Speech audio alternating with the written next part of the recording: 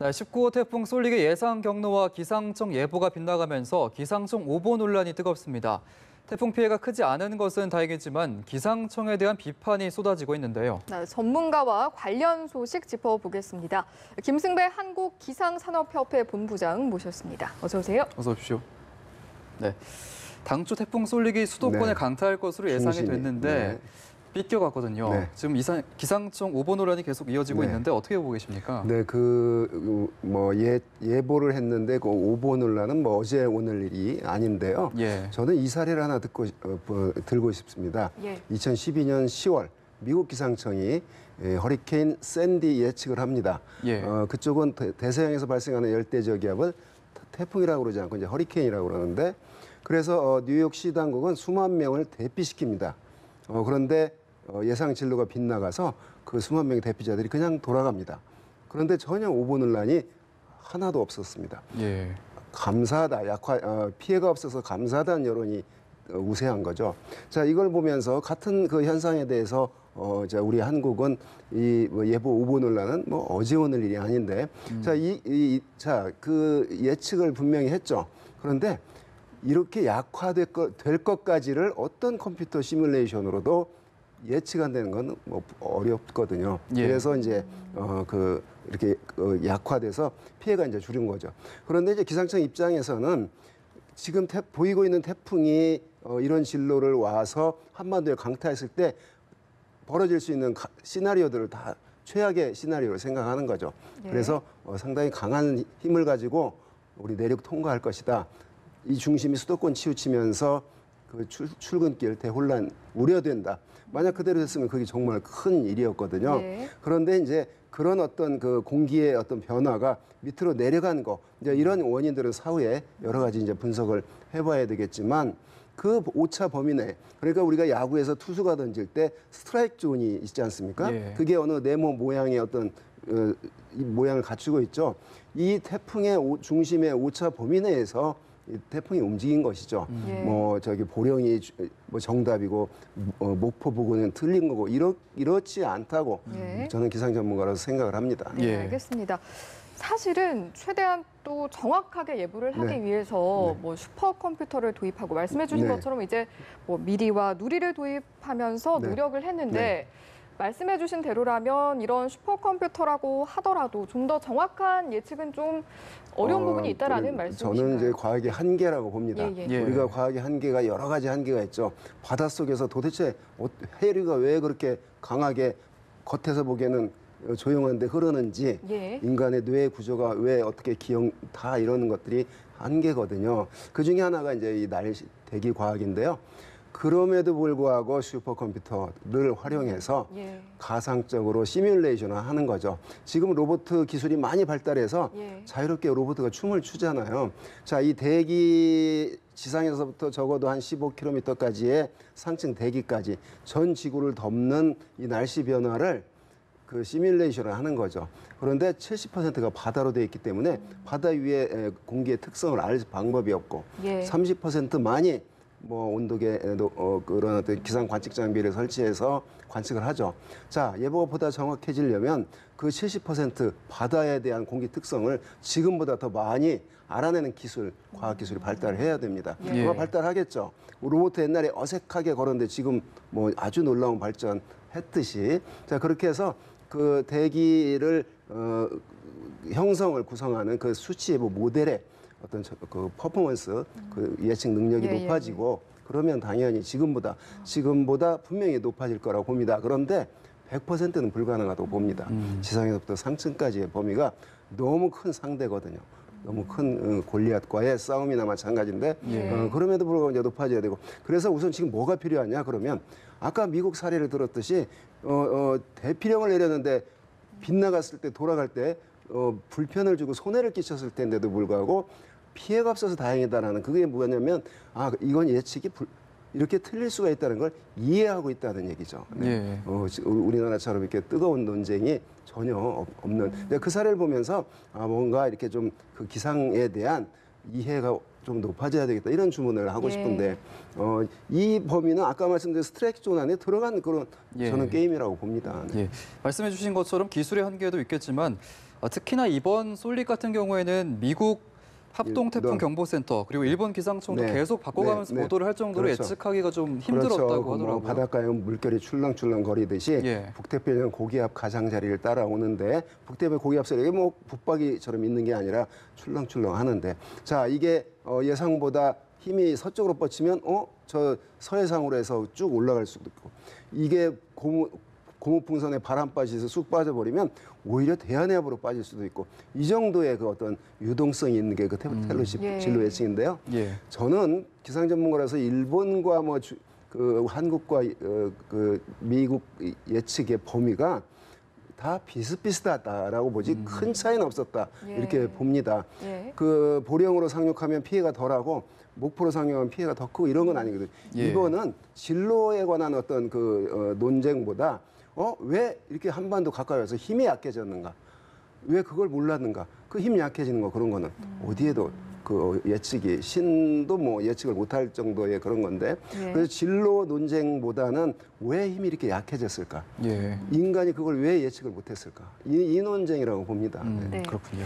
하지만 또 워낙 이번에 이제 태풍 예보에 대한 국민들의 관심이 높다 보니까 뭐 일본 기상청과의 어떤 분석을 네. 우리나라와 좀 비교하는 경우도 네, 네, 있었는데 그러니까. 뭐 과거 사례까지 저희가 좀 네, 비교해봤을 때 좀 어떻게 분석을 해볼 수 네, 있을까요? 그런 비교가 예. 아까 말씀드렸듯이 일본이 예측한 중심의 이동 예, 예. 그 상륙 지점이나 예. 그 한국의 그 상륙 지점이나 그 어떤 오차 범위 안에서의 일인데 네.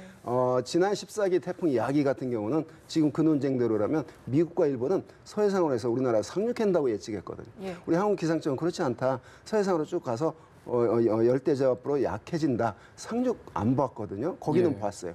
결과는 상륙하지 않았어요. 우리가 그러면 그 한국 기상청이 우수하냐?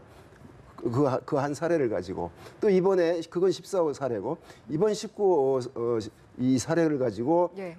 그래서 한국이 더 뭐 엉망이다 이렇게 말하고 비난하는 건 옳지 않다 이렇게 저는 말씀드리고 어떤 싶습니다. 하나하나의 사례로 뭐 그렇습니다. 판단하시는 전체적으로 부분이 아니다라는. 지난 예. 그래서 이제 뭐 어느 최근 3년간 태풍에 대한 그 한국, 미국, 일본 비교한 그 통계도 있지 않습니까? 예. 근데 그게 무슨 엉뚱하게 예를 들면 부산으로 상륙한다는 걸 한국은 목포로 상륙하고 이런 정도의 오차는 아니고요.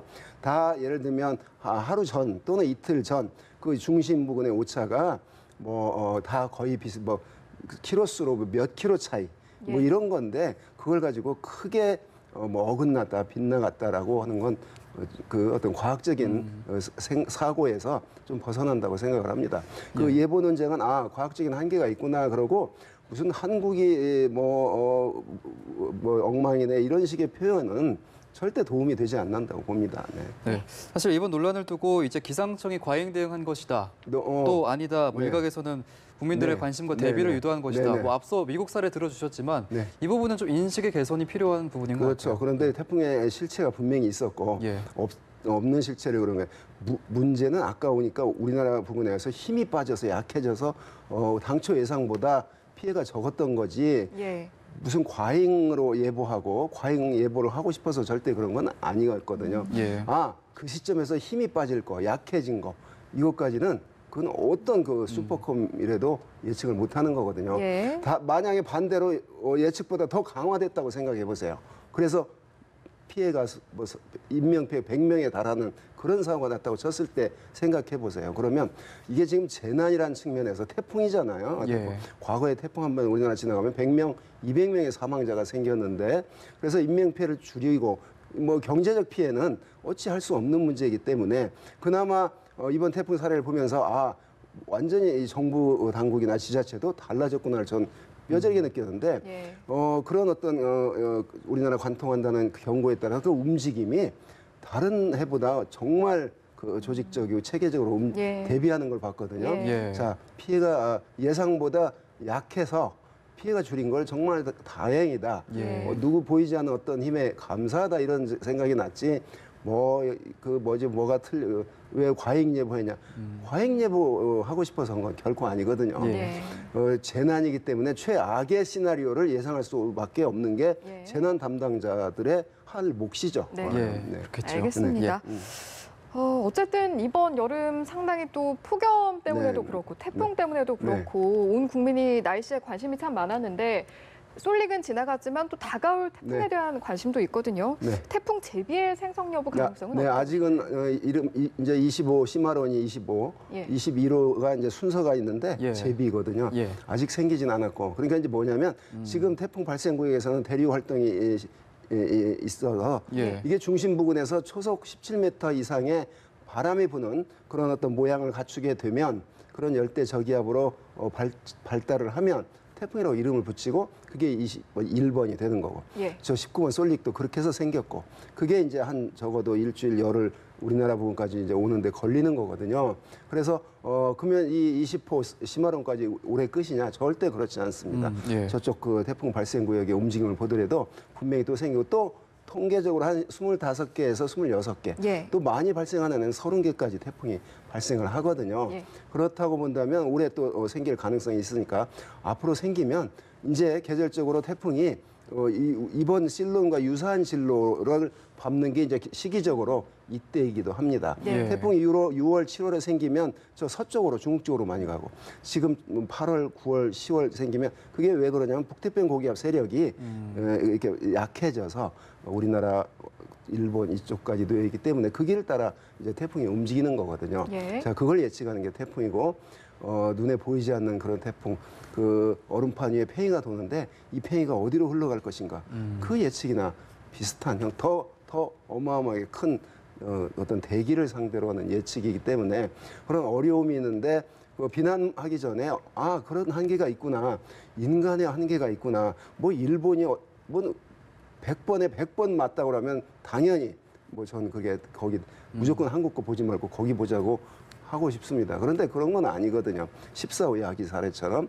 그렇기 때문에 우리 한국 슈퍼컴퓨터 다 그러니까 방법은 다 똑같아요. 예. 그 가지고 있는 툴이나 도구는 비슷한데 수치의 모델은 각 나라마다 다르죠.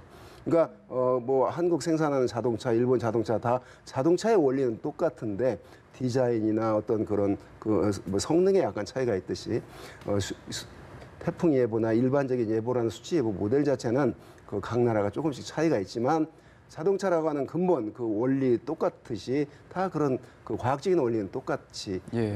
그런 수치 모델을 사용하기 때문에 이 기회에 이 예보 논쟁은 저는 개인적으로 좀 종식됐으면 좋겠습니다. 예. 왜냐? 아무리 저기 해봤자 해결이 안 돼. 그러다 이제 기상청은 많은 돈 예산 들여서 끊임없이 해결을 해야 되는데 그거는 우리만 해결해야 될 게 아니라 전 세계가 똑같이 바다 위에 기상 관측자요. 예. 바다 위에는 지금 모르는 상태거든요. 그럼에도 불구하고 이 정도의 예보를 하고 있다는 건 그 기상에 대한 모르더라도 어마어마하다, 정말 신기하다, 신비롭다 정도의 어떤 찬사가 오히려 더 정확한 예보.